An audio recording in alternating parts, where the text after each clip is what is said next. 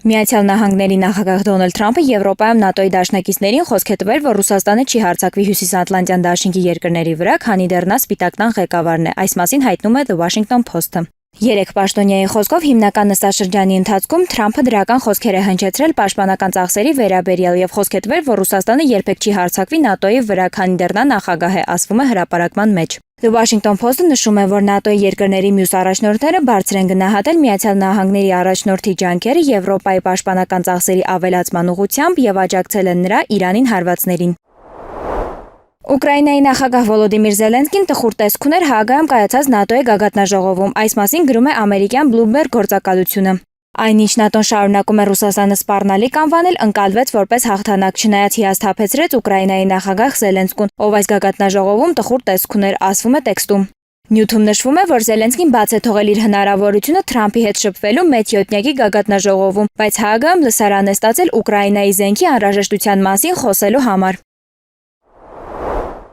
ՆԱՏՕ-ի անցած գագաթնաժողովը դարձել է բեմադրված խոնարհում Միացյալ Նահանգների նախագահ Դոնալդ Թրամփի ոտքերի մոտ, նրան հաճոյանալու եւ ուշադրության կենտրոնում պահելու նպատակով։ Այս մասին գրում է բրիտանական The Guardian թերթը։ Նյութում նշվում է, որ երկօրյա հանդիպումը կրճատվել է մինչև մեկ աշխատանքային օր, իսկ օրակարգը ցինիկորեն նեղացվել է, որպեսզի կենտրոնանա պաշտպանական ծախսերի ավելացման վրա, ինչը վաղուց պահանջում է Միացյալ Նահանգների նախագահը։ Միևնույն ժամանակ հարցերը, որոնք կարող էին հրահրել կամ շփոթեցնել Թրամփին, ինչպիսիք էին Ուկրաինայի հակամարտությունը կամ Իրանի միջուկային սպառնալիքը, մղվել են երկրորդ պլան, գրում է թերթը։ Փոխարենը հաճոյախոսությունների խոսափողը բացվեց առավելագույնի վրա եւ ՆԱՏՕ-ի գլխավոր քարտուղար Մարկ Ռյուտենը գլխավորեց հավաքվածների քծնանքը։ Երեքշաբթի օրը Ռյուտեն գովաբանում էր Թրամփի նշանակալի ձեռքբերումները Իրանի հարցում, իսկ երեկ նա նրան մեծարեց որպես հստակ տեսլական ՆԱՏՕ-ի ձգտման մեջ հասնելու ՀՆԱ-ի 5%-ով ծախսերի ավելացման նպատակին։ Ոչ ոք չի փչացրել տոնը, ասվում է տեքստում։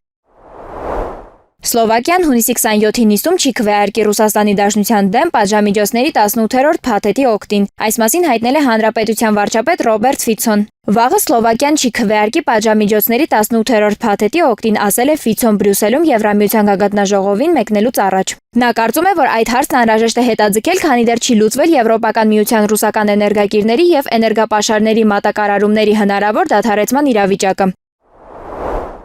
Ռուսաստանի նախագահ Վլադիմիր Պուտինի խոսքերը Արեշնիկ հրթիռային համալիրների սերիական արտադրության մեկնարկի մասին վատ նորություն են դարձել ՆԱՏՕ-ի համար, նման կարծիք է հայտնել ռազմական վերլուծաբան Դրագո Բոսնիչը։ Դա նշանակում է, որ Կրեմլն արդեն ունի այդ ժամանակակից զենքի որոշակի պաշար, ինչը միանշանակ մեղմ ասած վատ նորություն է ՆԱՏՕ-ի համար, նշել է Բոսնիչը։ Վերլուծաբանի կարծիքով Արեշնիկի ռազմավարական հնարավորությունները հնարավոր չէ գերագնահատել։ Նրա կարծիքով Ռուսաստանի համար բավականին հեշտ է այն զանգվածաբար արտադրել, քանի որ այն ստեղծվել է արդեն գոյություն ունեցող կառույցի հիման վրա, որը գտնվում է սերիական արտադրության մեջ։